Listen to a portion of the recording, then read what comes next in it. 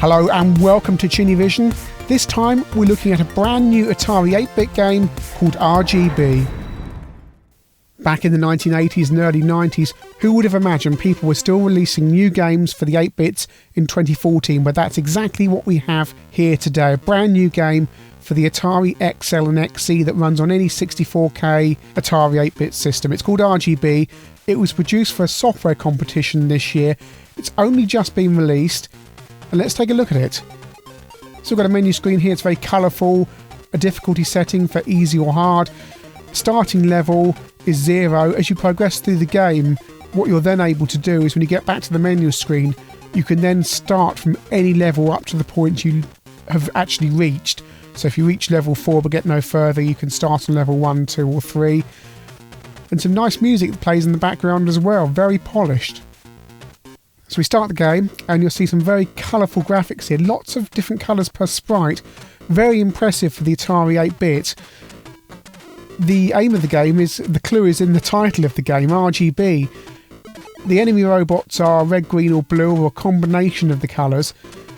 You have to turn your robot the colour of the baddie you want to shoot, as we are there, we're green, so we can only shoot the green robots when we're green.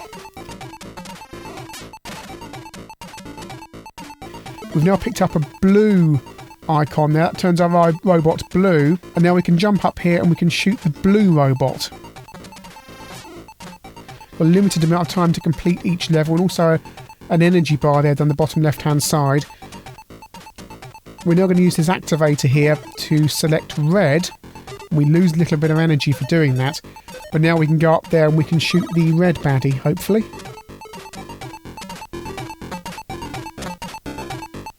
Try not to get hit.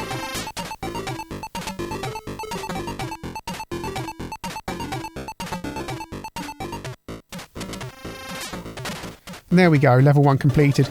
And it's simple as that really, well I say it's simple as that. Each of the levels gets bigger with more robots, and level 0 is basically a trainer level really. So this is level 1, a little bit more complicated, a little bit of a bigger level. I can shoot that red baddie there, and I can go and find the other red baddies.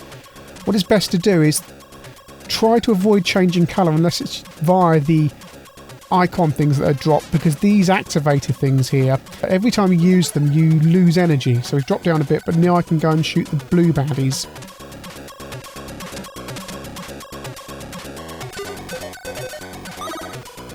They seem to follow a fixed pattern, so if you watch them you can wait until they reach a point where they're not going to fire, but the problem is you are actually up against the clock. There is an emphasis on completing the level quickly.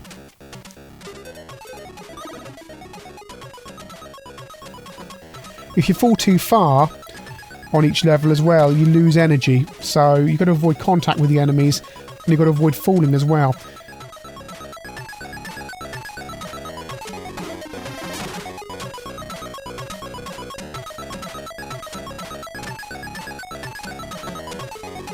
We shoot this green baddie up here and that should finish off the level. No, there's still something to go on here. Got some more baddies over the right hand side by the looks of it. So we're going to try and jump over there.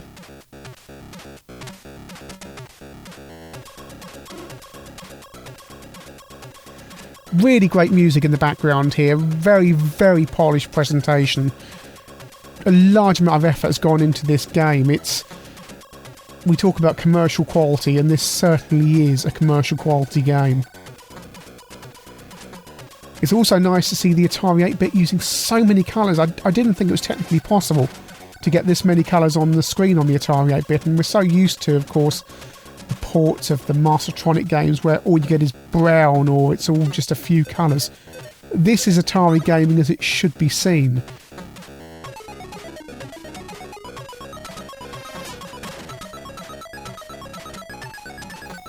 We'll shoot that blue one there. And we'll pick up a little energy boost there.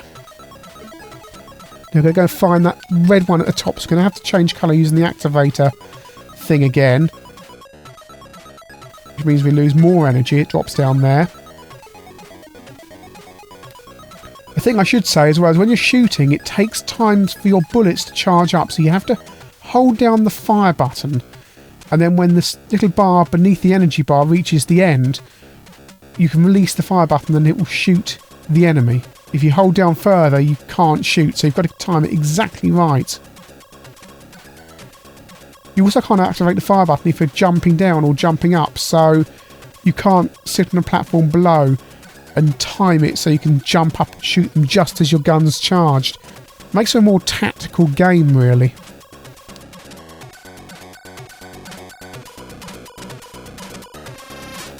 There we go, that's level 2 completed. Just about.